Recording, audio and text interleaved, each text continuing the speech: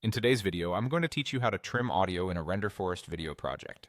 By the end, you'll know exactly where to go and what to click so you can tighten your soundtrack and make your video feel more polished. First, head to www.renderforest.com and log into your account. Once you're in, you'll land on the home page. Look to the left panel and click on Projects. This is your library of everything you've been working on, so take a moment to locate the video project you want to edit and open it. With your project loaded, go to the top menu and select Music or Audio. Renderforest sometimes names this section slightly differently depending on the template, but you're looking for the area where your soundtrack or voiceover lives. You'll see the audio file you previously added to the project. Click on that audio track to bring up its options. Next, find the Trim or Edit Audio option and click it. This opens a simple editor designed specifically for cutting your audio to the right length. You'll typically see a waveform of your track with handles at the beginning and the end. These are your start and end sliders.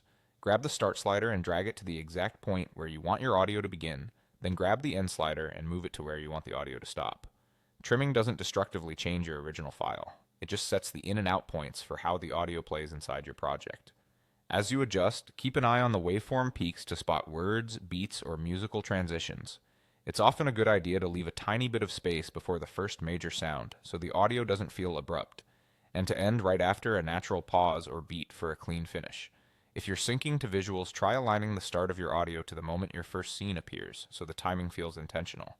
Once you're satisfied with your selection, click Save or Apply to confirm the changes. This updates your project with the new trimmed audio. If you change your mind later, you can always reopen the same trim tool and adjust the sliders again. That's all there is to it. You've navigated to your project, opened the audio controls, trimmed the start and end points, and saved your changes. With these simple edits, your video will feel tighter, more professional, and much easier to watch.